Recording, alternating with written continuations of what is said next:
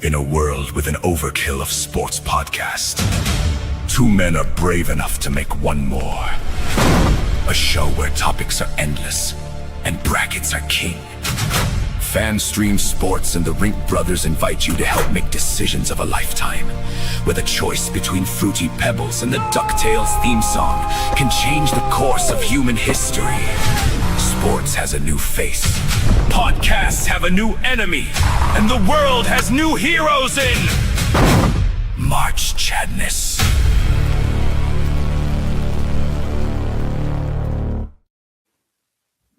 It is March Chadness. We are your host from his basement, as always, my brother Nate, who always gets 12 hours sleep to maintain peak performance. From his house, Drew is back this week, and he advises to never date a girl with a dagger tattoo. From parts unknown, because I'm not in studio either, and I'm not in my house, I am Chad, and I will never play cards against someone who has the same name as a city. Shout out Coach Finstock. Thanks for tuning in. Drew, welcome back. How was getting your daughter to college? Oh, it was great. It was just a really good weekend of a number of different events that they had there to kind of recognize the freshmen and get them used to being there. And we were excited to be a part of all of it. So it was very cool. Awesome. Did you cry? Is she excited? Have you talked to her since she's been there? Yeah, she was actually here home this weekend. Went to church with us this morning. So we did get to see her. She's doing okay. And I was a little emotional. Yeah. Awesome. Nate, how you doing? Good. And you forgot to say after the 3 rules, you follow those 3 rules, everything else is cream cheese. Everything else is cream cheese. Exactly. So, hey, we got a good show for you today. Starting off with some sad news. Not much sports going on. So we'll kind of give you the layout of what we're going to talk about today. So we'll do Are You a Fan that we've done before to get to know us a little bit better. We're doing a 2-minute drill, so that's exciting. Nate, Drew, and I will each give you a 2-minute take on a sports topic. We have a puppet fart to do again this week, and it's not the WNBA, even though we could do puppet farts on the WNBA pretty much every week. And then we got a movie mashup bracket, so I'm excited about that. That's something a little bit different. So I hope you find it entertaining. Nate and I found it very entertaining, sending each other 517 different movie mashups that we hopefully will do, continuing to go on. But starting off in sad news, Hayden Panettiere did pass away. She was 36 years old. Most known for, she was in Heroes, Save the Cheerleader, Save the World. She was in Friday Night Lights. There was another movie when she was younger I cannot think of right now. She was the best in Remember the Titans. Remember the Titans. Yeah, she was the daughter in Remember the Titans. So Malcolm in the Middle. And she was the babysitter in, I think, a couple episodes of Malcolm in the Middle. So since we have this thing, we're going to a moment of silence with Scream 4 and Scream 6. Sorry. Yeah, and Scream 6. Okay, yeah. So a lot of different stuff. She was always great in everything she was in. So we're going to play our thing to recognize anyone famous that has passed away here. So our 5,000 candles.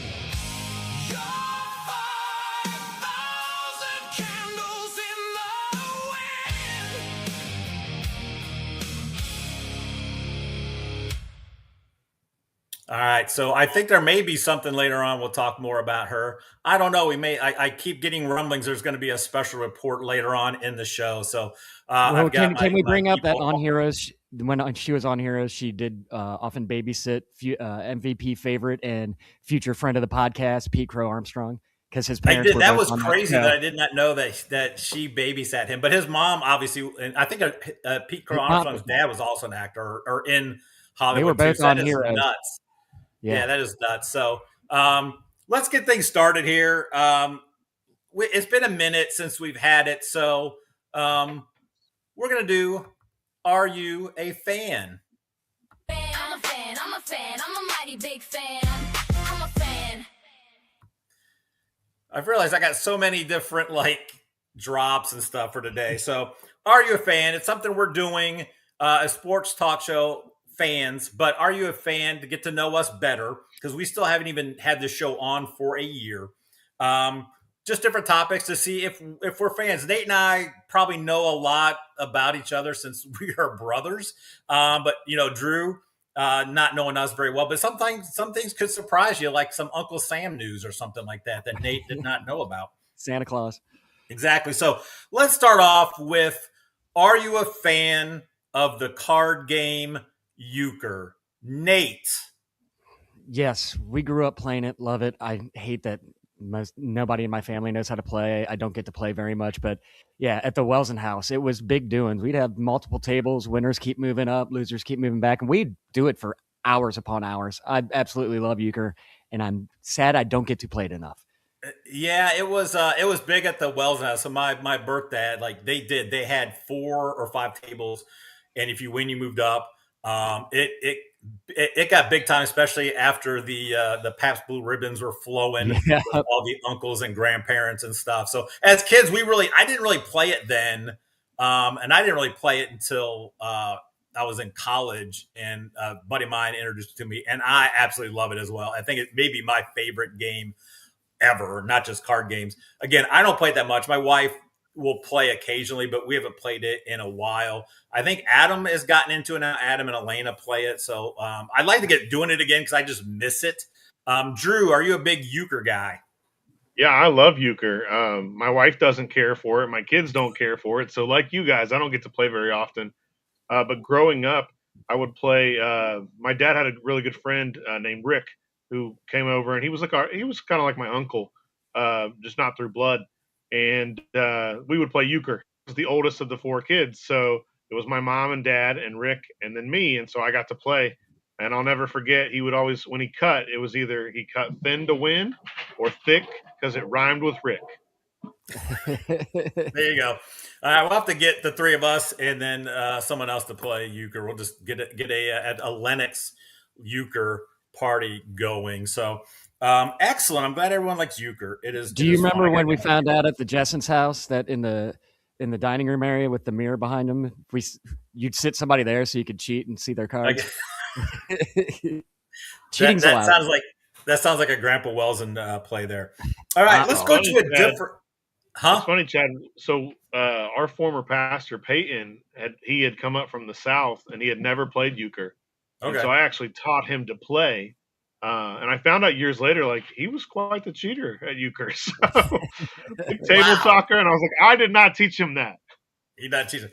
All right. So when you play, Drew, if you're a point away, what do you say? I'm going to go away. No, so our big thing was like if you're in the barn, you have 9, 1 point to win, and then you stick the cards in your ears. Is that part of what you guys had done? No, I was a big chicken guy.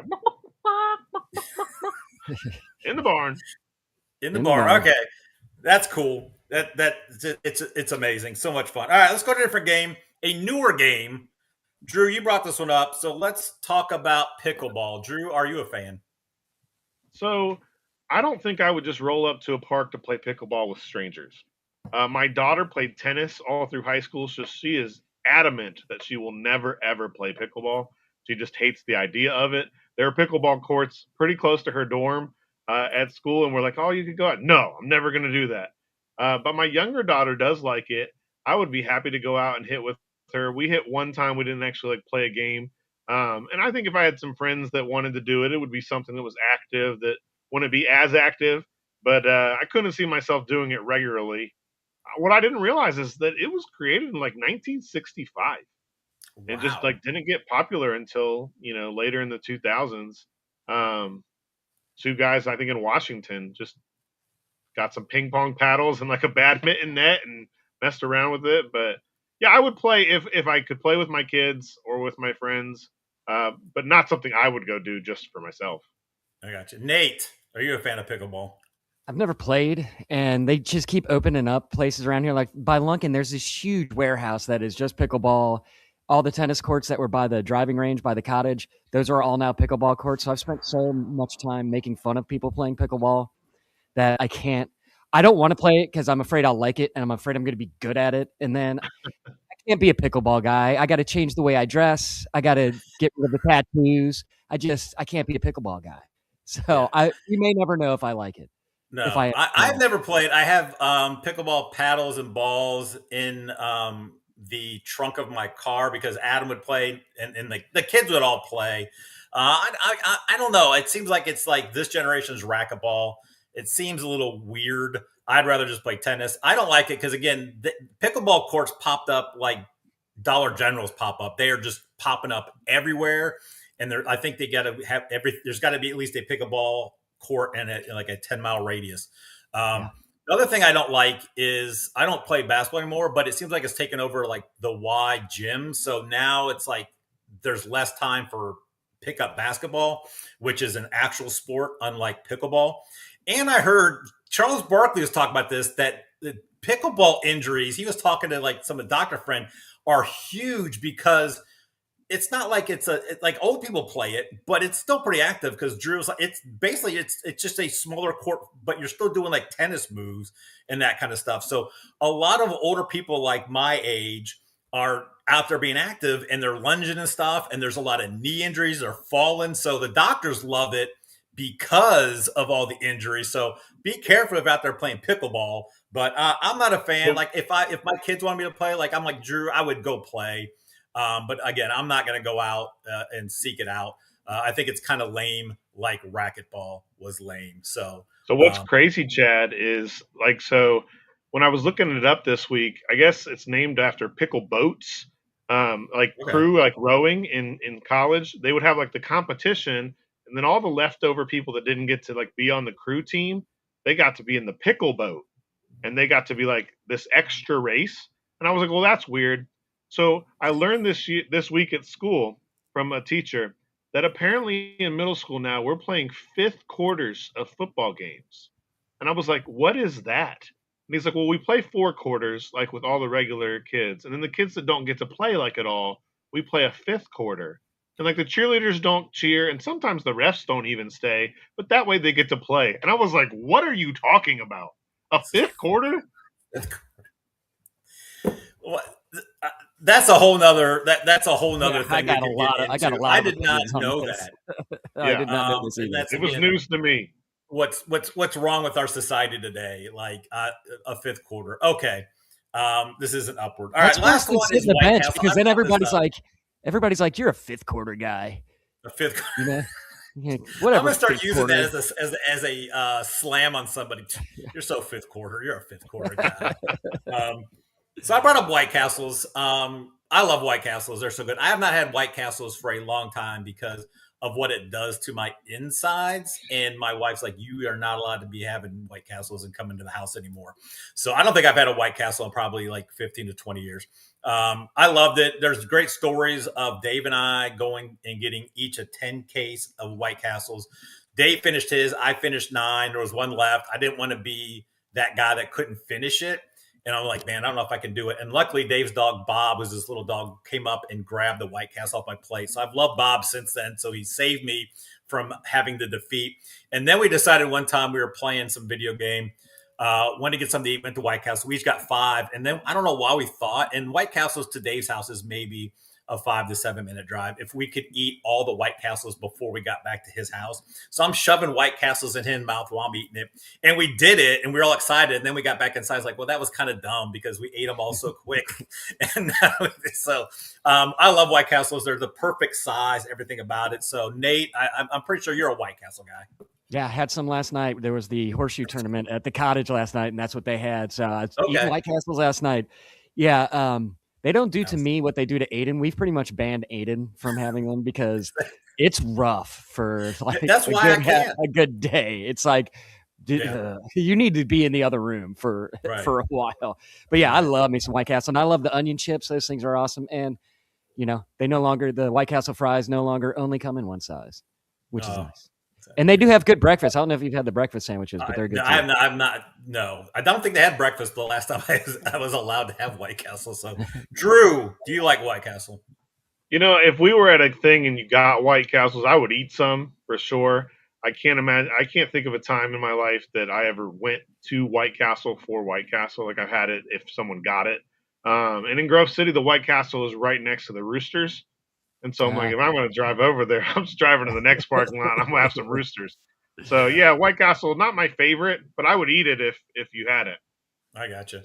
Yeah, it's in a weird place. Like there's a couple restaurants on Stringtown where you better come around the other way to turn right into it, and you don't try to turn left out of the parking lot. So of where it's at.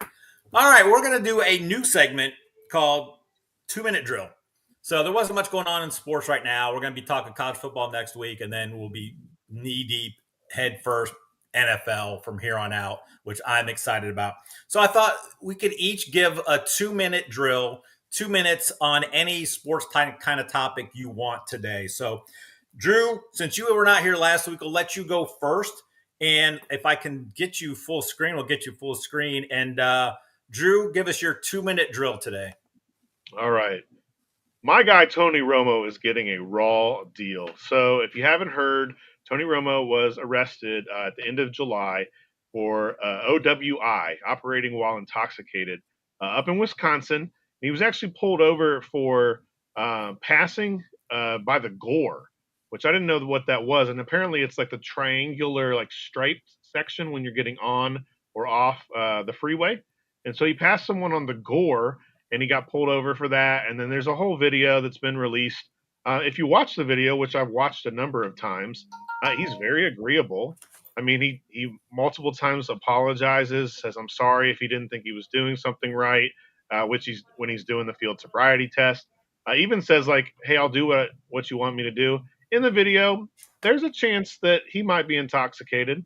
I personally am not a drinker, and obviously I don't condone drinking and driving, but in the video, he's goofy. He talks too much, but that's who he is. That's who he is as a broadcaster too. And so he's getting a little bit of a raw deal because CBS, I think, is using this as a reason to kind of push him out of the booth. Now, 5 years ago, he was the hot thing, and that wouldn't have probably been something they would have been like, oh, okay, like slap on the wrist, like don't do that again. But there wasn't an accident, and they're putting J.J. Watt in the booth. J.J. Watt makes significantly less money than Tony Romo, who makes like $17 or $18 million a year. Jim Nance can make anybody look good, so J.J. Watt will probably do fine. But J.J. Watt makes much less, and Jim Nance, makes like $10 million. So it's crazy to think that neither one is making Tom Brady money at $37.5 million a year, which is crazy talk, more than he ever made as a football player in a year. But yeah, I think Tony Romo's getting a raw deal. There's talk that they may try to get out of $72 million for a morality clause because of this OWI arrest. So I'm still with you, Tony. All right, so Tony Romo, he's one of the guys I think, like with Collinsworth, who was good at first, and then he kind of got buying into himself, and then they try to do too much. Just announce, man. Just announce. That's all I need you to do. I don't need you to do like 5 minutes of comedy, anything like that. Good news is, Cynthia Lennox 5241 says Daryl will play with the three of us for Euchre. So appreciate it. Yeah. Oh, okay. There you go. Excellent. All right. Hey, Nate, let's get your 2-minute drill. Wait, let me just comment on the Tony Romo. Do you think when he was doing it, he's like, I'm passing him on the Gore, Jim?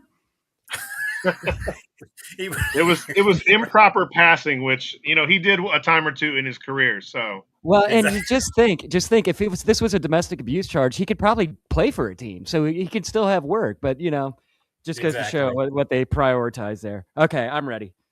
All right, Nate. I can't believe I'm spending time talking about this, but I think we all saw the Angel Reese miss 2 layups to win a game. So like the WNBA is supposed to expand to 18 teams by 2030. I'm just going to say, just don't. The product already isn't good. Adding more teams of people that can't make buckets is not going to make you money. This is a company that's hemorrhaging money every year, and tapping into the Detroit market is not going to save you guys. What will save you, and Chad and I discussed this with all the other sports, let them start fighting. You're already halfway there. Girls are getting assaulted on the court left and right. Let's just make it official. the Kathy Engelbert, I'm talking to you, Mrs. probably a Ms. Engelbert, commissioner of the WNBA. Be an innovator. Get a penalty bench. Let the girls scrap it out.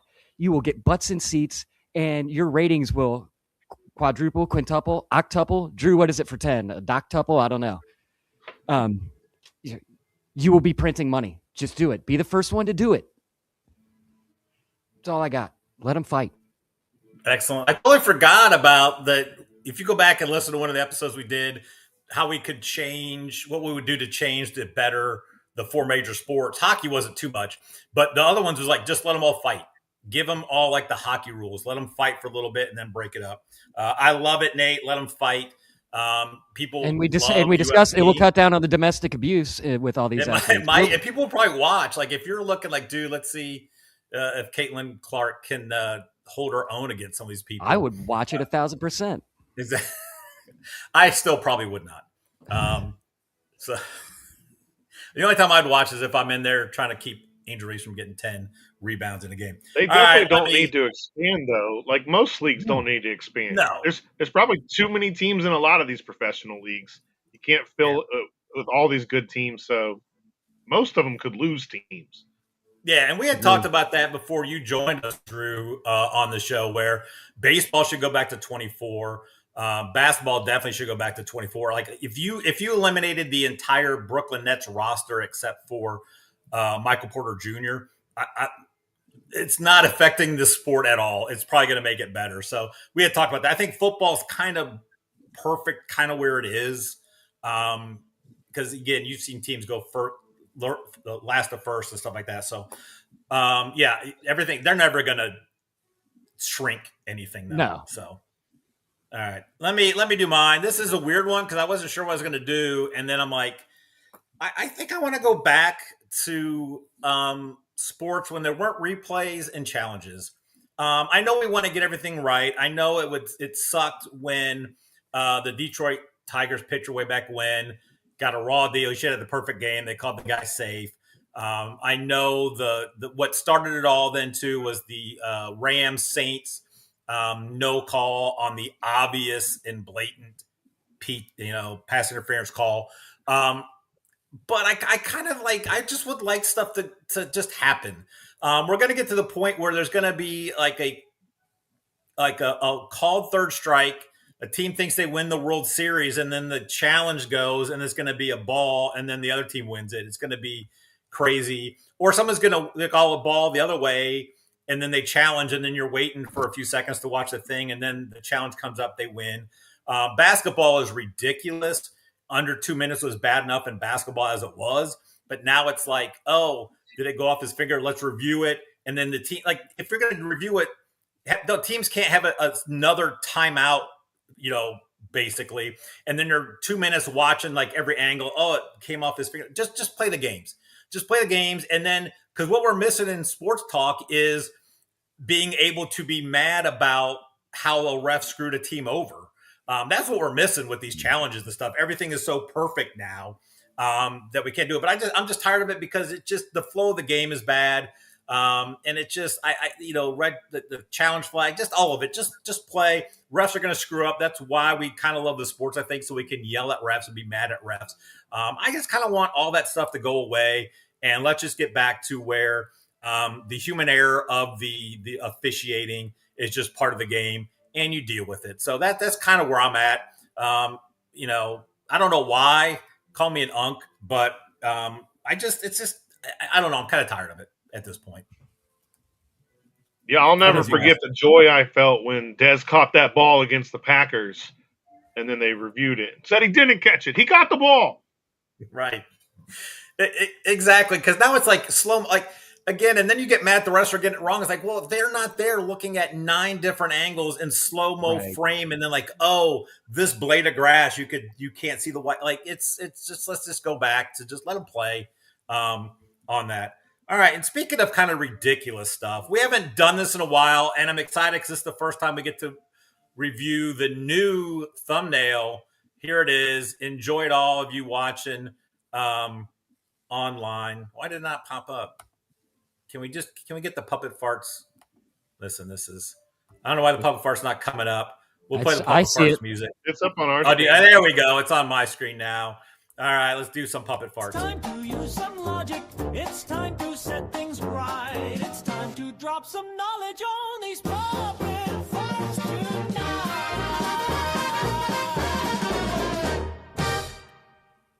That may be one of the greatest thumbnails of all time. I love that thing so much with like the shit. Like it's so great. It is so great.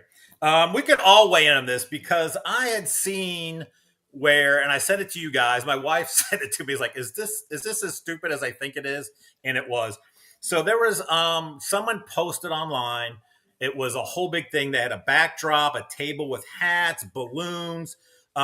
So excited for Lex to play this year for whatever team it was in the U7 baseball thing. So Youth 7 baseball team, they're having, I don't want to call it a signing day, but it was like, hey, he committed to this U7 team. We're excited. They had balloons. They probably had cake and stuff. What are we doing? Like it's U7. This isn't this isn't a big deal. Go play somewhere. This is like the whole we're having a big ceremony for graduating kindergarten in 6th grade. It's stupid. Don't give this a whole nother thing. I'll get on AAU and how much I hate it and how much it has ruined youth sports.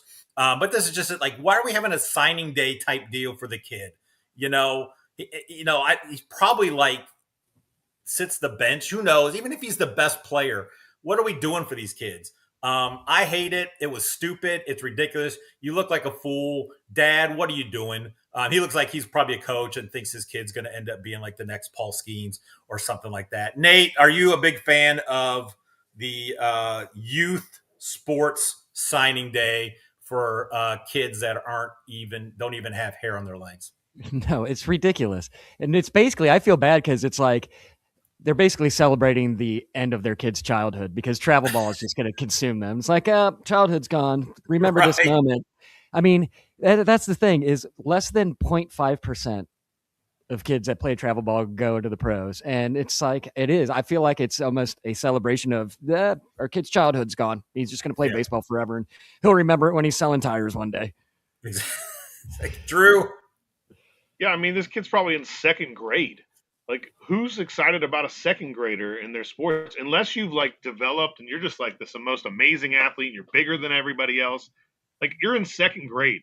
By the time you get to high school, you may not even be on the team, depending on how you develop. If you grow, if other people grow, if you throw out your arm because you've been doing this since you were 7 years old. Like, right? Yeah, 2nd graders. Who's going after a 7-year-old? Exactly. And it's probably one of 3 different U7 teams he's going to play on for the year too. So we have one for each of those. It's stupid. The youth sports is just out of control. We need to go back to you play a sport during the season of the sport and then go play other sports. That's why I have all these injuries. That's a whole nother topic. But I saw that and like, are we really posting stuff about, hey, he signed with a U7 team? Which here's the thing, most of these teams are going to take you if you have the money, like unless you're just so bad, because they'll take your money if you're not going to play. So unless you're a fifth quarter kind of guy, then they're not taking you. Fifth quarter 7-year-old's not getting signing day. Is that going to be the 8th inning guy because they only play 7 innings in that? So, hey Chad, there was another one last night that was like a puppet part because it was just nothing. And it makes sense because it's Harrison Butker with the puppet part. He made a 69-yard field goal that just doesn't count. And so that would set the record, but it doesn't count. So it's just a puppet part. It's just a puppet part. I mean, it was exciting and stuff. That's the other thing too. Field goals are like out of control, man. It's like almost like 50-yarders are almost like you expect them to make it now. So we could have a whole different conversation. Stop what we were doing. It's like he's kicking one from 50 yards out. And now it's like, well, he better make this. Someone had put a clip. It had to have been from like the 80s where a guy made like a 45-yard field goal and the announcers were like ecstatic, like it was unbelievable that this guy made a 45-yard field goal. So it's crazy. And I don't mind kickers and stuff. I think it's cool, but I don't know if we need to, shrink the goalpost in some and make it shorter. I don't know, but I mean, it's kind of crazy because you basically if you cross midfield, you're almost in field goal range for some of these guys like Aubrey and stuff like that. When we were in high school, we like never kicked a field goal because we didn't have a kicker. We should have just went and got somebody from the soccer team. But I was the long snapper, and so they had like kicker tryouts, and I just kept getting drilled. I was like, "How about we just go for it?" We never scored touchdowns anyway, but like maybe if we do, we'll just go for it, and I won't get hit with the ball. Exactly. Exactly. Oh, wait a minute. We have some breaking news. I hear we have a special Nate of the Union address.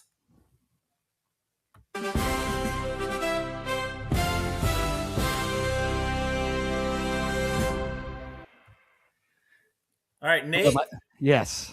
By the way, at Miller Edits said, imagine if the Butker would have been not 69, but 67 yards. I'd throw that out there. Exactly. All right, my fellow Americans.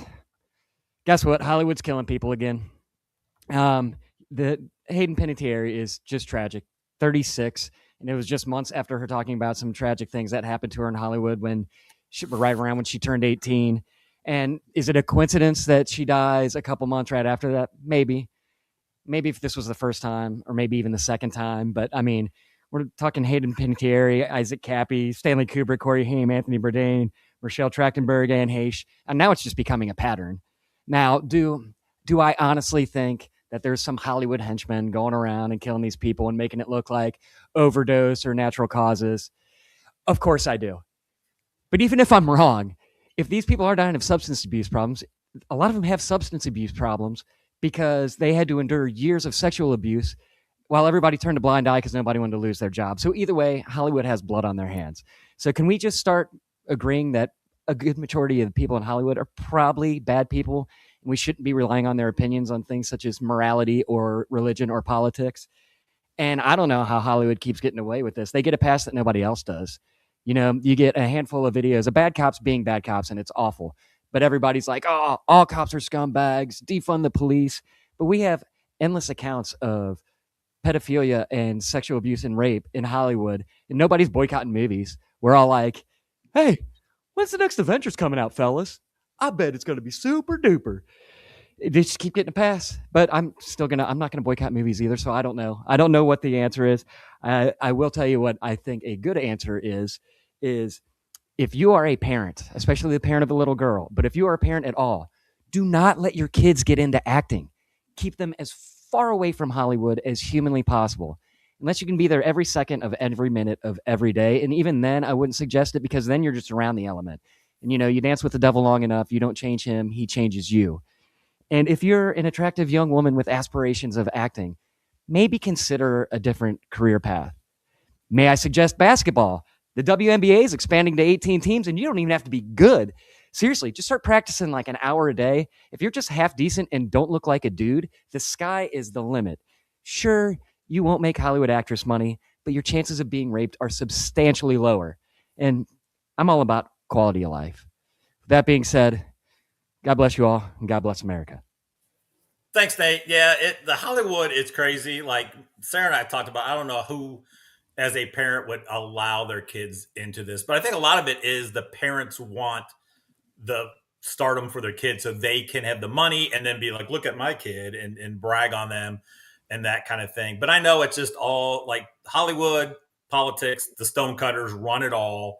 And they're all pedophiles. So now we're going to be on a list even more. Nate and I are already on a list because our brother is on a list for his political things, Superfly. So we're probably on a shorter, smaller list. There's a picture of the three of us there looking sharp. That was last year. That was Nate probably could still wear that dinosaur shirt. Drew, do you agree? Like Hollywood's just a cesspool of evil. It's a messed up place, man. And as messed up as that is too, like they're also not coming up with any original ideas. No, like Disney just had their thing, and like every other movie was a sequel. So it's like you're not even making quality good movies for the most part anymore either. So yeah. All right. Speaking of movies, what a transition. Let's go to our bracket. Today's bracket is movie mashups. They're talking brackets, y'all. Rink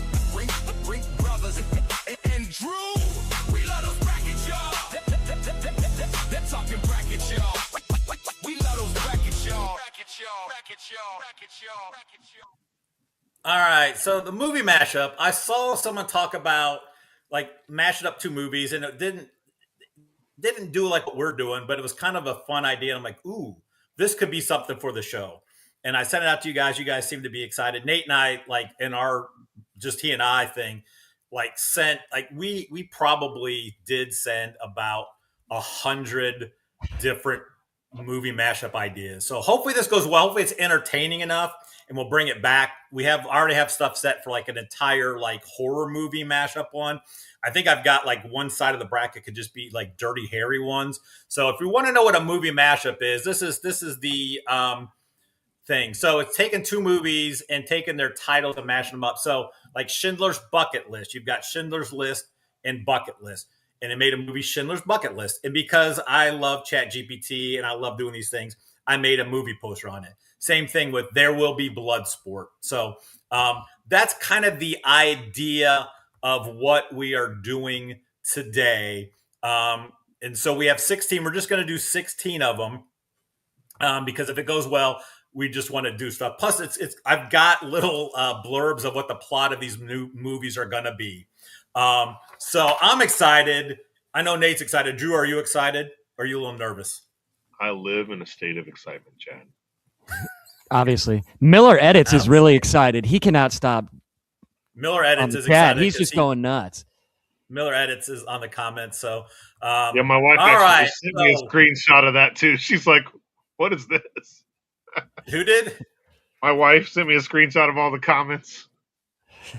About the movie mashups? No, your boys are going to town right now. In the chat. Oh yeah, they're going crazy. Miller Edits is the best. Go check out Miller Edits. All right, so let's start off. Number 1 and 16 against each other. So I'm going to pull the thumbnail up for the matchup. We're just going to do this for the first round, and then we'll talk about them afterwards. I'm not going to read it every single time. So the 1-16 matchup in the movie matchup. The number 1 seed, the Breakfast Fight Club, versus the 16 seed, My Left Foot Loose. So let's see what these movies are about. Breakfast Fight Club. 5 high school students serving Saturday detention discover their school's basement is home to a secret underground fight club where students beat each other senseless to escape the pressures of teenage life. As the punches fly, the brain, the athlete, the basket case, the princess, and the criminal realize the club's mysterious leader may be one of them. And the first rule of Breakfast Fight Club is you don't talk about detention. It is going up against My Left Foot Loose, which is a determined young man with cerebral palsy discovers that while he may only control his left foot, he still wants to dance. Along with a mysterious teenager who rolled into town, they challenge a ban on dancing, using his left foot to dance his own unique way, and Ren's rebellious spirit, they inspire the whole town to cut loose. All right. Nate, let's start with you. Thoughts on these movies? Would you see either of these movies? Kevin Bacon's in My Left Footloose, so I'm going just for Kevin Bacon. Although I don't think I would like it as much as Breakfast Fight Club. And who you think who you wouldn't want to fight in Breakfast Fight Club? You think it would be John Bender, but it's not. It's Andrew Clark. Because Andrew Clark will tape your butt cheeks together, and nobody wants that. You're going with Kevin Bacon because of your love of Kevin Bacon so much? I am not. I will go see it in the movies, but I'm gonna. I got you. I think I would enjoy Breakfast Fight Club much more. I got you, Drew. Listen, Daniel Day-Lewis is good in everything. I mean, he's the only actor to win 3 Best Actor Oscars, and so he would be excellent. I would like to see Nate's dog in the movie as well, Kevin Bacon. Agreed. But I agree. It's Andrew Clark in Fight Club. 2 hits, right? Me hitting you, you hitting the floor. He's the one you don't want to go up against. So yeah, it's Breakfast Fight Club. Mess with the bull, you get the horns. That's right. Exactly. I'm with you. It's Breakfast Fight Club. I think you put any movie in a Fight Club scene, it's going to be an awesome. You put any Muppet movie as a Fight Club, it's going to be great. I think Fight Club is just a great one to add in there. So all right. Breakfast Fight Club moves on. It'll go against the winner of the 8-9 matchup of Office Space Jam and Tommy Boy in the Hood. So let's hear what these movies are about. Office Space Jam. When disgruntled office worker Pete Gibbons discovers that his soul-crushing software company is being threatened by cartoon aliens, he and his co-workers are forced to settle the dispute on the basketball court. With the Looney Tunes joining the team, Peter must defeat the Monstars, avoid Lumbergh, save Initech, and finally destroy that darn printer. Going up against Tommy Boy in the Hood. After inheriting his late father's struggling auto parts company, lovable screw-up Tommy Callahan hits the road through South Central Los Angeles trying to save the family business one disastrous sales pitch at a time. Along the way, Tommy and his uptight partner Richard get caught between neighborhood violence and corporate sabotage, forcing Tommy to prove that sometimes it takes a Tommy Boy in the Hood to bring everyone together. Drew, let's start with you. Have you seen both Office Space and Tommy Boy? I think the answer is probably yes. Absolutely, I have. Absolutely. And for me, I would go with the Tommy Boy in the Hood. I think he rolls up with David Spade as Richard, and they run into Ice Cube, and they run into Lawrence Fishburne, and run into Cuba, and Tommy's like, "What's up, my brothers? Brothers don't shake hands. Brothers got a hug." Yes! And he gets a very different response, I think. But he's like, "Don't shoot me here or here so much, but maybe shoot me here." Like, excellent work, Drew. I'm glad you are back. Nate. good to be back. Office Space Jam would be fun. Would it be Coach Lumbergh? Would he be like, "Yeah, Peter, I'm going to need you to go ahead and go against the Monstars this week." Okay. And I think the key to them winning would be Milton, Stephen Root's character, because I think he would take on his persona from Dodgeball and he would just get angry and then they would beat the Monstars. But dude, give me Chris Farley. It's Tommy Boy. Can you just imagine? Doughboy in a little coat. Doughboy in a little coat. Trey, what's happening? It'd be great. Give me Tommy Boy in the Hood. You guys are both great, and using the combo of those things, tremendous. I was going to go that way anyways, but if I was not going that way, you guys would have convinced me. I really think Office Space Jam just is funnier in theory than the actual movie would be, because it'd probably just be like the Space Jam movie just with the Office Space guys in it. So it's Tommy Boy in the Hood all the way, and it's probably underseeded as an 8 seed. All right. Moving on, we've got the 5-12 matchup, which let me pull it up here. This is one of my favorite ones that Nate and I did. I laughed so very hard with it. So you've got the girl with the peach dragon tattoo versus Dirty Dancing with Wolves. So the 5 seed, the girl with the peach dragon tattoo, a brilliant but troubled hacker investigating a decades-old disappearance discovers the key to the mystery is a mysterious boy named Pete and the giant invisible dragon protecting him. As she follows a trail of corruption, secrets, and suspicious tattoos, she realizes Pete's dragon may be the only witness powerful enough to expose the truth. Going up against, where is it? Did I not write? Oh, there it is. Dirty Dancing with Wolves. A lonely Civil War soldier stationed on a frontier discovers a pack of wild wolves with an unusual talent. They love to dance, and he soon joins them for nightly routines under the moonlight. When the army threatens his new 4-legged dance partners, he must protect the pack and prove that nobody puts a wolf in a corner. Nate. Peach Dragon was a staple in the Rink household growing up. When I came up with that combination, I laughed so very hard just thinking about it. And then I put the thumbnail, I put the stuff into ChatGPT, and when it came up, I laughed even harder. So I'm partial to Peach Dragon. Are you? But is the dancing, Dirty Dancing with Wolves intriguing to you? Nobody putting Wolfie in a corner is pretty intriguing. It would be fun to watch, but I'm more of a suspense thriller guy. So give me the girl with the peach dragon tattoo. And yeah, just when you sent that, I laughed out loud. And hey, girls out there, if you get a peach dragon tattoo, I think it'd be kind of cool. So it's a conversation starter for sure. Exactly. Drew. I mean, I think if we saw Dirty Dancing with Wolves, we would all have the time of our lives.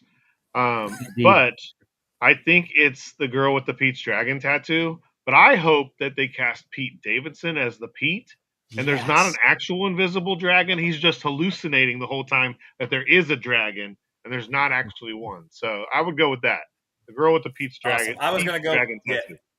I was gonna go Peach Dragon Tattoo. Dirty Dancing with Wolves is funny, but Peach Dragon Tattoo is so great. And then combine. I've never seen a girl with the dragon tattoo, but like combine the Peach Dragon, and if it was kind of a musical too, would be kind of funny. I think so. That's going up against the winner of the 413, which is one of my favorite ones. It's one of the first ones I came up with. I just thought that because of the visual of it, it's probably my favorite visual of all of them. It is Rain Man of Steel versus Free Willy Wonka and the Chocolate Factory. So, Rain Man of Steel, an autistic Superman struggles to understand both his incredible powers and the confusing social rules of the human world. When Lex Luthor threatens Earth, Clark must rely on his exceptional memory, attention to detail, and X-ray vision to become the unlikely hero humanity needs while helping stepbrother Charlie cheat at cards. That is going up against, obviously, Free Willy Wonka and the Chocolate Factory. After a young boy discovers a magical golden ticket, he wins a tour of Willy Wonka's mysterious chocolate factory, only to learn that his biggest attraction is a captive killer whale, also named Willy. With Wonka determined to turn the whale into his next candy-making sensation, the boy must outsmart the eccentric chocolatier and free Willy before he becomes the secret ingredient. Drew, which is the better movie to go see? Yeah, so I remember Free Willy being a big time movie when I was a kid. I didn't actually care for it a whole lot, but I remember it being a big deal. I will say if Charlie Bucket's going to try to free the whale, I hope that he's bringing Augustus Gloop and Veruca Salt, and there's like this band of misfits working together would be cool. But I'm going to go Rain Man of Steel. I think he would have strength. He would have X-ray vision. He would be an excellent driver because he drives slow on the driveway. He would have all those things. And Rain Man is probably my dad's favorite movie of all time. And so I think I would go Rain Man of Steel here. Nate. I'm glad that you had the Gene Wilder Willy Wonka, not the creepy Johnny Depp one. That's Well, the the Johnny only one Depp I one is acknowledge. Charlie in the Chocolate Factory. That's right. That's right. true. I stand corrected. Thank you, Drew. It's what makes you a great sports journalist.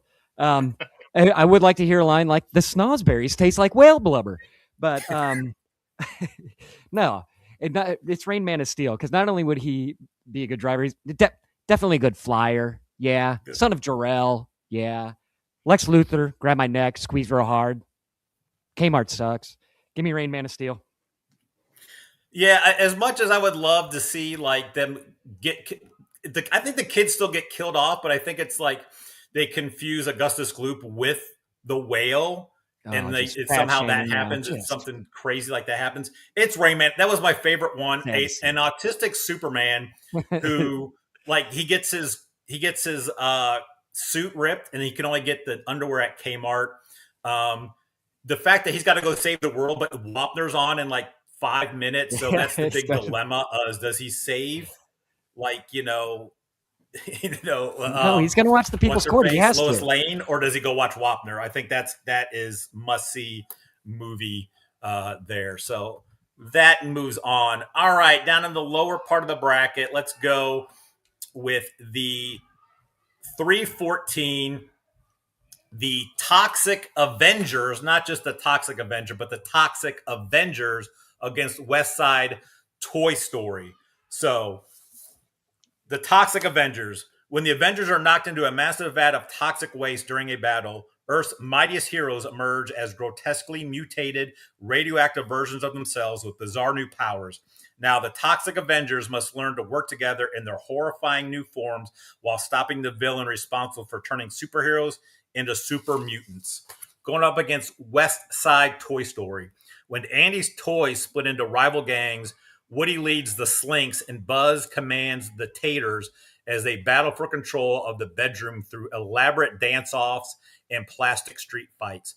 But Buzz falls for Jesse from the other side. The toys discover that friendship and love might be enough to end the feud. Nate, what do you got here? Do you like a superhero movie that are toxic Avenger people, or do you like a musical Toy Story? The musical Toy Story would be fun, but the Toxic Avengers, the only way I want it to happen, we don't do any of the CGI or make it look good. You do it like the old Trauma film, the Toxic Avenger, really low budget, bad acting, bad makeup job. They're wearing like Kmart style Avengers costumes. Like it would just so bad that it would be enjoyable. That's the Toxic Avengers I would want to see. Gotcha. Drew? Yeah, I think Toxic Avengers, it would matter which villain they were going up against, right? Whether it was Thanos or Ultron or Loki. But if I want to watch mutant superheroes, I'm just going to watch X-Men. West Side Toy Story is funny because it's a movie that could still be made. They're going to continue to make Toy Story movies, so they could make West Side Toy Story if they want. And I think there's a place for this movie. Somewhere there's a place for that movie. I'll go with West Side Toy Story. There might be. I mean, part of it is because it could be like they kind of did have the different sides of that first one where everyone was against Woody. So I kind of like if Nate's idea of it has to be the old Trauma. It can't be super neat and cool. It has to be like that 80s style. I kind of would like that. I don't know why I would like it so much, but like have like the Avengers still being cool, like Iron Man still having the stuff, but being like some mutant kind of thing. I think I'm gonna go Toxic Avengers, just because I think what pushed me over the top is that the movie poster is way cooler than the Toy Story one. Plus, the Toy Story one probably is going to happen, so we'll end up seeing it eventually. All right, get it copyrighted. Get it copyrighted. Do it now. Get a copyright. I know copyright. We got to copyright. We got to copyright all these. All right, let's go 6-11 here. Con Air Bud snakes on a plane, train, and automobile. So we do have a plane off for this one. So Con Air Bud, when a basketball playing golden retriever is accidentally locked aboard a prison transport plane, he becomes the only thing standing between a group of escaped convicts and freedom. Now, Air Bud must dribble, dunk, and fetch his way through 30,000 feet of chaos to help a wrongly imprisoned hero. Snakes on planes, trains, and automobiles. When a suitcase full of deadly snakes accidentally joins Neil and Dell on their disastrous Thanksgiving journey home, every plane, train, and automobile they board turns into a reptile-infested nightmare. Stranded together with bad weather, worse luck, and snakes absolutely everywhere, the mismatched travelers must survive the trip long enough to finally make it home for dinner in Snakes on Planes, Trains, and Automobiles. Drew, where are you going on this one? Yeah, I'm not a huge Air Bud guy. They made a bunch of those when I was younger. I think Nick Cage might spend just too much time trying to study the dog, like really trying to get into the mind of the dog. Con Air is a great movie. I was hoping that Snakes on a Plane, Train, and Automobile would go against Free Willy Wonka so we could have a candy off. But anything with John Candy, I see what I you think did. that they should keep the shower rings though. He should still have the shower rings. The snakes can just kind of go between them. And I would really look forward to the speech. Like, I like me, the snakes like me, and just go from there. So I'm going with Snakes on a Plane, Train, and Automobile. Nate. So is Air Bud Nick Cage's dog in the movie? It could be anybody's dog. All right, because I do want to hear him just be like, Air Bud, I need you to take this basketball and dunk it in the face of Cyrus the Virus. Now let's go. But it's Snakes on Planes, Trains, and Automobiles. Can we have Samuel Jackson? As much as I love Steve Martin, I love him. Can we have Samuel Jackson in the Neil Page part? Because can you imagine him in the F-bomb scene? You can start by wiping that effing smile off your rosy effing cheeks. Or when they've realized they've been robbed, he's like, we've been robbed. And he'd be like, look at the big brain on Dale. I do like that. As much as I love Steve Martin, like Samuel L. in that role would be great. Plus, I want to hear the whole there's a snake between two pillows. That's not a snake. How about the Bears? How about them Bears? So Plane, Train, Samuel L. Jackson in the Steve Martin role would be absolutely phenomenal. It is Snakes on Planes, Trains, and Automobiles. All right, round out the first round, 7-10. This is, I think, the one that we've kind of agreed on everything right now. This one I think we could split on, but we'll see with the 7-10. It is, there we go. Fast Times at Ridgemont High School Musical versus Pee-wee's Big Adventure in Babysitting. So, at Ridgemont High, a group of teens juggle first jobs, dating disasters, and growing up while inexplicably breaking into perfectly choreographed musical numbers whenever the drama gets too intense. When the big school musical threatens to divide the jocks, stoners, and popular kids, Spicoli and the gang must get their heads in the game. And Pee-wee's Big Adventure in Babysitting. When Pee-wee Herman agrees to babysit for the night, a simple trip into the city turns into a bizarre adventure involving cars, thieves, gangsters, rooftop chases, and a desperate search for his missing bicycle. With a group of kids in tow, Pee-wee must survive the craziest night of his life and get everyone home before their parents return. Nate. Is there going to be a Phoebe Cates number in the Fast Times at Ridgemont High School musical? Because that might persuade me. I still can't hear Moving in Stereo without getting a little Norwegian wood. But I think making Fast Times a musical would just ruin Fast Times at Ridgemont High for me. And Pee-wee's Big Adventure and Babysitting, it combines two of the greatest underrated 80s movies.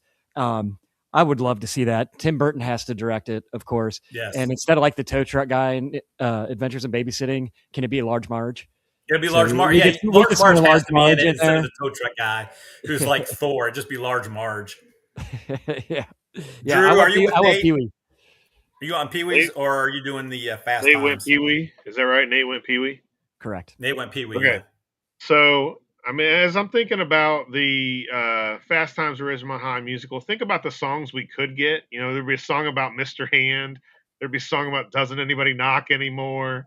And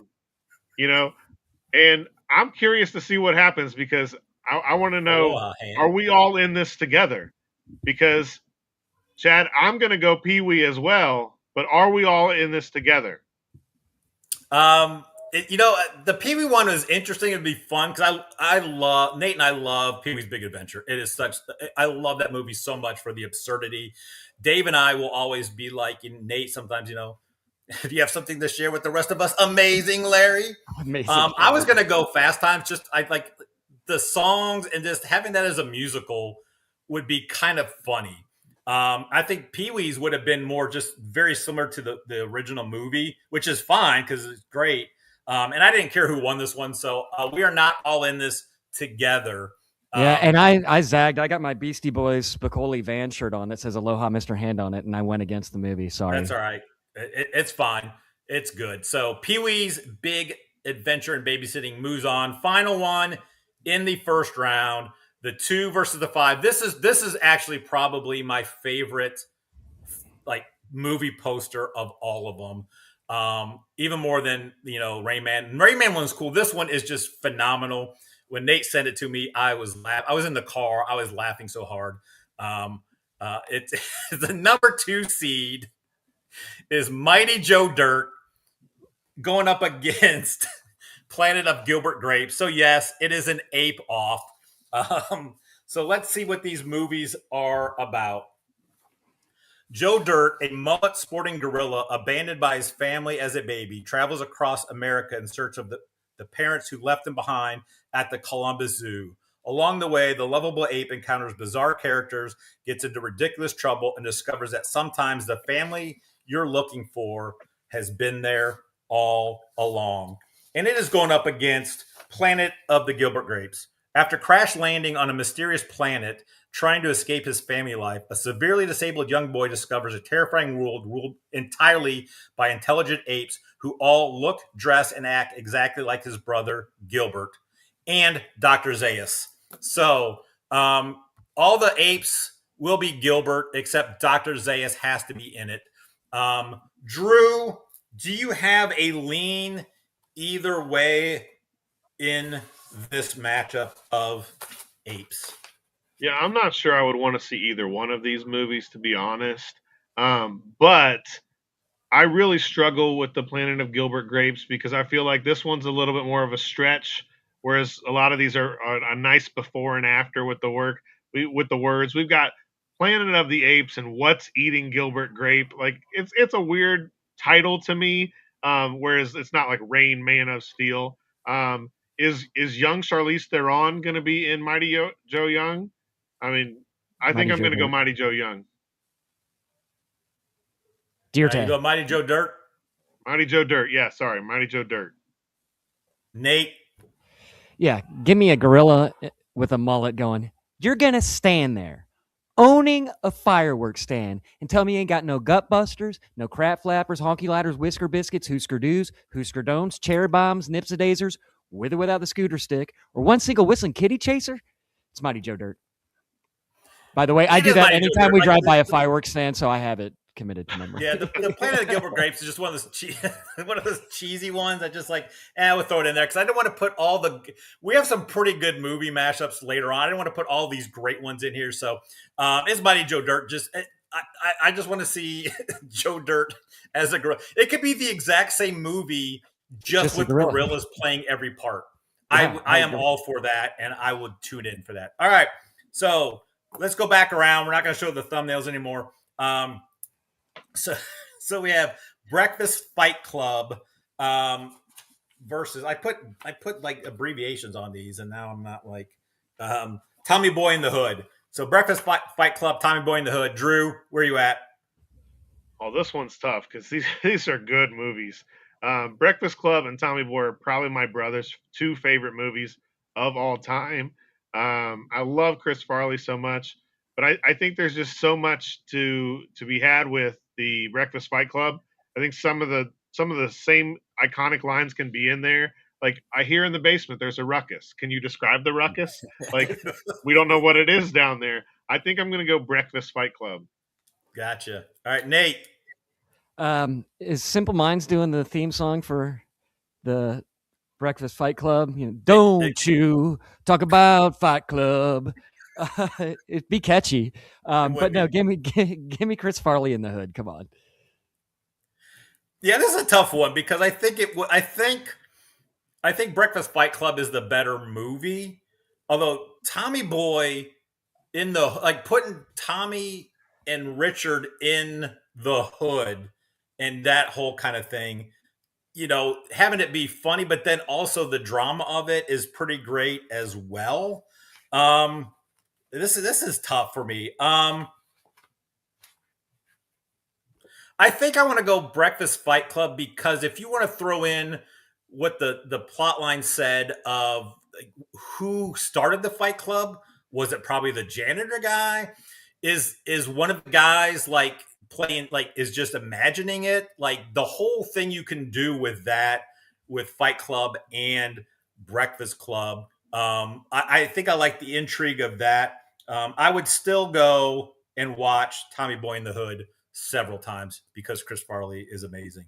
All right, we've got the girl with the peach dragon tattoo versus the Rain Man of Steel. Nate, where you going? Oh, give me Rain Man of Steel all day. That'd be just. I love superhero movies, anyways, and to have Dustin Hoffman being my Superman. Yeah. I think, as long as it's shot mostly in Cincinnati, also, can we get a lot exactly of just like Superman and Rain Man? Did you realize they that? both were? Yeah, it's like exactly. I'm going Rain Man of Steel. An autistic Superman played by Dustin Hoffman, and just the weirdness of all of that. That he would be getting on Lex Luthor's nerves, I think, with some of the weirdness of it. I'm taking it too. So was that where you're going to, Drew?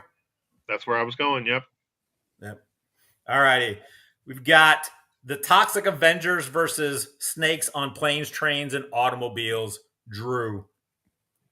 I don't like snakes. I'm like Indiana Jones in the fact that it's like, why did it have to be snakes? And so as much as I love John Candy, whether it's Steve Martin or Samuel L. Jackson, like that movie would be so great, but the snakes would just creep me out and jump scare and things like that. So I'm going against that here, and I'm going to go girl with the peach dragon tattoo. You mean Toxic Avengers? Oh, sorry, Toxic Avengers. I got mixed up there. Right. I don't see the thumbnails anymore, so I got mixed up where we were. Exactly. So I'm going to go next so Nate can make a decision. I'm going to go Snakes on Planes, Trains, and Automobiles. I think Toxic Avengers, it looks cool. It'll be fun to see them do that. But Nate sold me if Samuel Jackson is Neil, like this movie is going to be phenomenal. And I think it's going to be one of those things like the snakes are probably going to just be like a second thing. It's probably not going to be the main part of the movie. They just kind of show up. It's kind of like, I think The Walking Dead is always funny because like, oh, it's about zombies. But a lot of times in The Walking Dead, like the zombies were like such a second, third part of the thing. And then they show up like, oh yeah, that's right. There are zombies here. I think I would love it. Candy and Jackson, give me Snakes on Planes, Trains, and Automobiles. Nate, you get to decide for a change. 3 coins in a fountain, each one seeking happiness. It's Snakes and Planes, Trains, and Automobiles. Okay. All right, Planes, Trains, Automobiles with snakes on it. Move on. All right, the last one to get to the final 4. Pee-wee's Big Babysitting Adventure in Babysitting, or is it Mighty Joe Dirt? Nate. Yeah, is Chris Walken going to be in Mighty Joe Dirt? Because you give me Chris Walken with the gorilla, and I'm in all day. Is Christopher Walken? I know about Joe Dirt. Is Christopher Walken in Joe Dirt? Yeah. Then there's going to be an ape Christopher Walken. Oh, well, that even better. You're talking to my guy all wrong. Strong tone. Do it again. I'm going to throw my feces at you.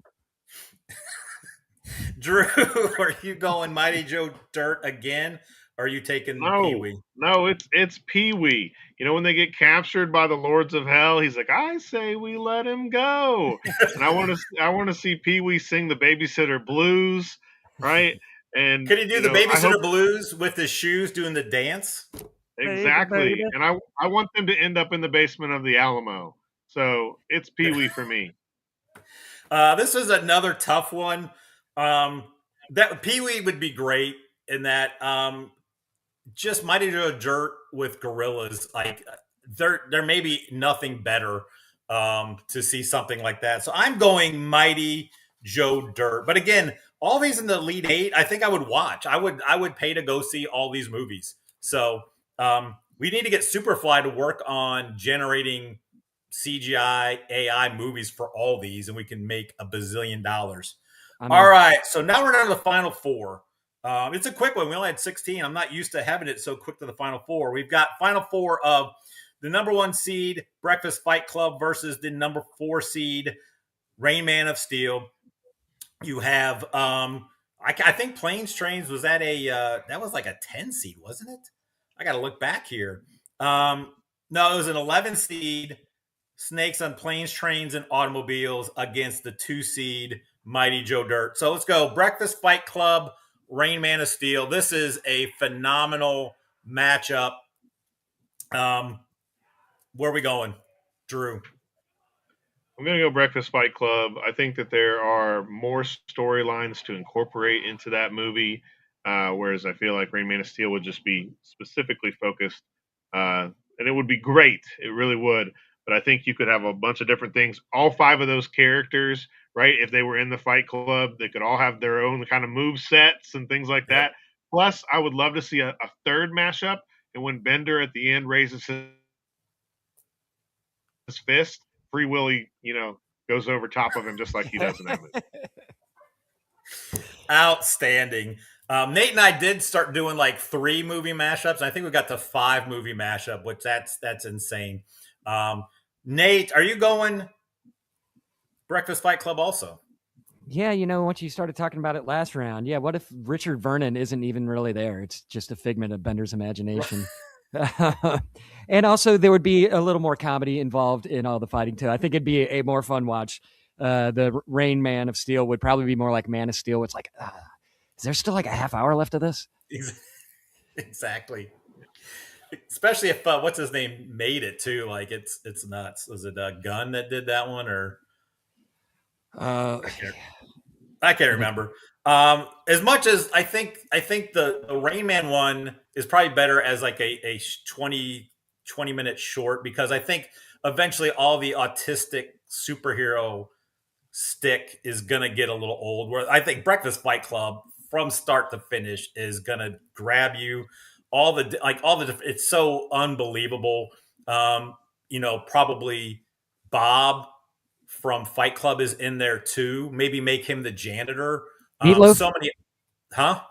It's Meatloaf. Meatloaf, exactly. So let's do Breakfast Fight Club goes on to the finals, and then it's going to go up against Snakes on Planes, Trains, and Automobiles, or Mighty Joe Dirt. Drew, we knew you were against, I think, both these movies. Last one, is your fear of snakes still going to be there, and you're going to push Mighty Joe Dirt to the finals? I don't think so. I think that Mighty Joe Dirt, the Gorillas. I mean, it'd be funny for a couple of minutes. I don't know that I would laugh all the way through. And especially if the snakes aren't like a huge part of the thing, we get a lot of the same hijinks, and then snakes are also there. Like I said, just catch them in the shower rings. I'm gonna go snakes on planes, trains, and automobiles. Give me some John Candy. Gotcha, Nate. Yeah, I do like Joe Dirt a lot more than I should. When I found the Luol Dang jersey, I like to wear it just so I can go dang, and get my Joe Dirt out of my system. But yeah, I'm with him, and selfishly, I want another John Candy movie. So give me an extra John Candy movie. Exactly. I think I'm with you too. Like, I think that it would be fun. Like, Joe Dirt is a good watch once. Or Planes, Trains, and Automobiles. You can watch all the time, and then you just add the snakes and Samuel L. Jackson in it. I still say that the Samuel L. Jackson John Candy dynamic awesome. is so phenomenal. So it's going on as an 11 seed. So we got the finals now. Breakfast Fight Club, Snakes on Planes, Trains, and Automobiles. Nate, who do you have winning the whole thing? This is tough. I think I'm going to go with Snakes on Planes, Trains, and Automobiles, though. I think I'm going to go with John Candy. These would both be great, though. They would be. I mean, like, most of these would be pretty phenomenal. Drew? Yeah, I think what's interesting here is I think the movie that drives the mashup for both of these, in fact, that for me, it would be Breakfast Club, and that would be Planes, Trains, and Automobiles. Those are two of the best movies of all time. Like, and those are movies, like, if they're on TBS, I'm going to watch them for 10, 15 minutes for sure. Maybe even the rest of the night if they're going to be on there. But like I said, I think just too many different directions and different storylines and different jokes you can get out of Breakfast Fight Club. So I'm going Breakfast Fight Club, but don't talk about it, Chad. Don't talk about it. I will not talk about Don't you? So if Breakfast Fight Club wins, then Breakfast Club would have 2 victories, because I believe it won the John Hughes bracket. It did indeed. Right. And Planes, Trains, and Automobiles was in the John Hughes bracket. Yeah, so it's a John Hughes mashup off. Somehow we got there. So yeah, they both would be phenomenal. I think just because I think the movie overall would be so much better, I'm going to go Breakfast Fight Club to win it all. So Breakfast Fight Club wins the movie mashup. And because of that, we'll talk about it here in a minute. We do have a thumbnail and a song. Drew, this will be your first time hearing this song. Well, I heard it last week. I watched the show. Let the confetti fall, the March Chadness bracket. You want it all, so raise a glass. The battle's won. Tonight you stand number 1. Suck it, losers. All right. If this show ever becomes like super popular, we'll probably be able to make money off a. You could buy a March Chadness Suck It Losers trophy. So, a surprise if that we have Breakfast Fight Club, can we get Sean and Gus as cameos? We could, we probably could. I'm going to reach out to James Rode Rodriguez to see if he would like to come on for the Gus nicknames, and if he could bring Dule Hill along as well. We'll go 5 wide. I think it would be phenomenal. I doubt he will, but who knows? I don't know what they're doing now. Worst thing says no. No, that's the worst you can say, or just not reply back. So I got to send him a good show to have him watch, that he would know. Oh, this is a legit show. If he doesn't answer right away, Chad, or call you back, just wait for it. So exactly. So is it a surprise, Drew, that Breakfast Fight Club won? I don't think so. I mean, I think those are both great movies, and we didn't even talk about Ed Norton. I mean, so yeah, that's right. I mean, that's just it. What's Ed Norton? Ed Norton, does he play the principal guy? Like, I mean, it's just so weird how you would just combine all of it together. I think Ed Norton may have to be either the janitor or he just takes over. I don't know. Like I hate for him to take over like the Judd Nelson role because Judd Nelson's so great. I mean, who knows? Maybe we come up with a sixth like student type. That's true. There you go. We could do that. Yes. So, and just to find out who really was in charge of Fight Club. Nate, is it a surprise to you? No, I had a good feeling about that one going through. Yeah. I tell you, I just liked coming up with it and then trying to come up with funny movie posters. Like I said, I just use I give it direction a lot of times. Sometimes I was just like, I usually start off with movie mashup poster for this movie. And I just see what Chat GPT came up with first. A lot of times it was like phenomenal. Like the Pete's Dragon tattoo one. That was the first. I just said mix these up. And that's what they come up with. So a lot of them were. Some of them I had to tweak a little bit. Toxic Avengers was a chore because certain things Chat GPT does not like.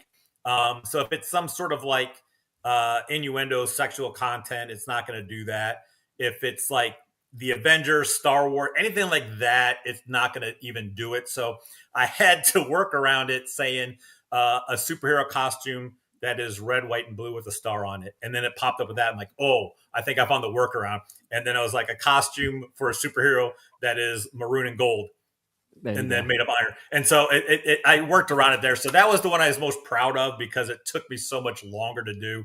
But it was great. I think it was fun enough. We had 377 views. So I appreciate that. If you like it, hit the like button.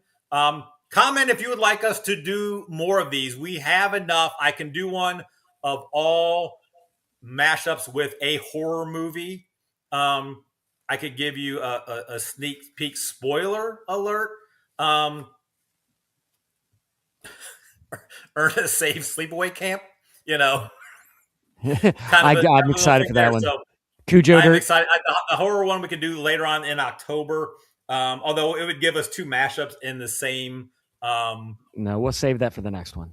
champion bracket. So we'll do that some other time. So I liked it. It was good. Drew, you can always send us yours. I don't think you send us too much on that. I don't want to bother you while you're taking your daughter to school. I was like bombarding Nate. I'm like, he was on vacation. I'm like, hey, I apologize for this. He calls me like, no, this is the best. I was walking around Pigeon Forge and I just like another one would come to me. I'm like just texting Chad. It consumed my thoughts. I don't even think I paid attention to my family.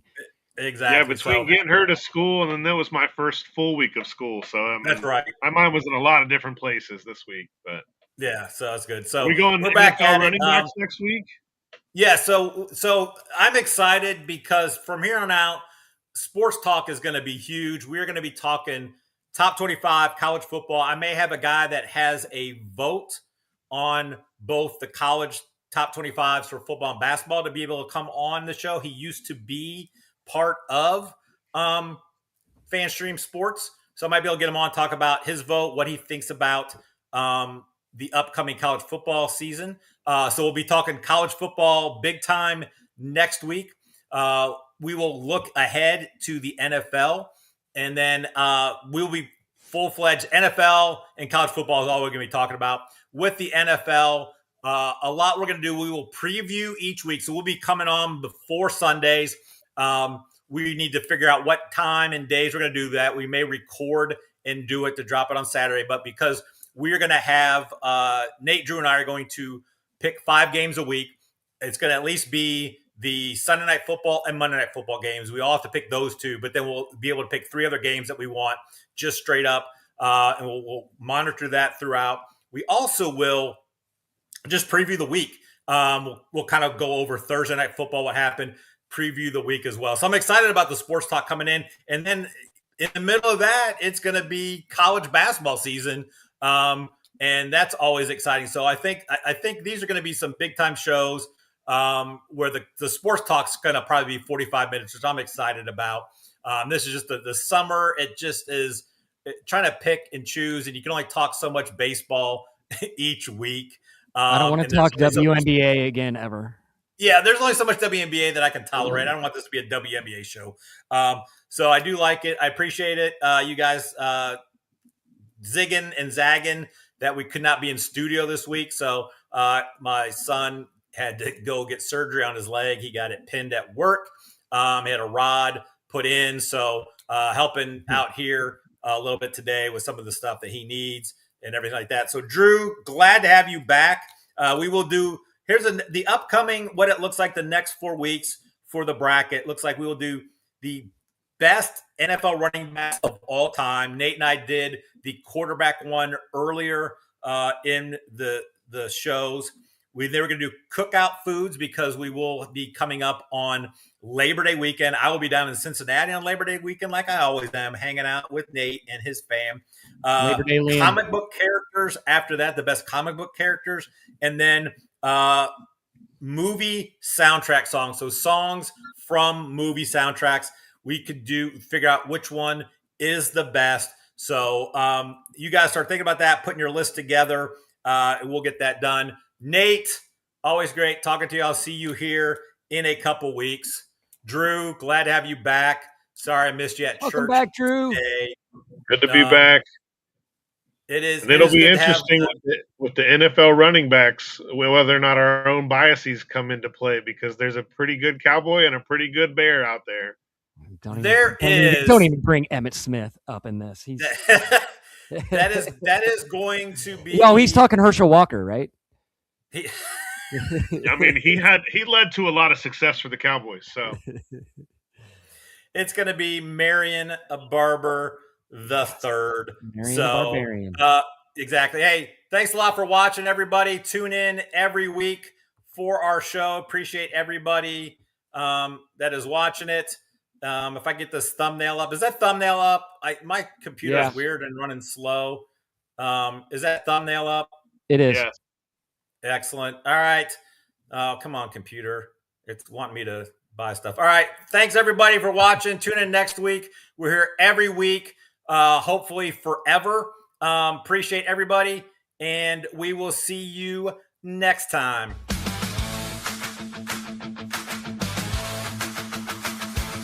It's March Chadness. They'll cure your sadness with sports and brackets.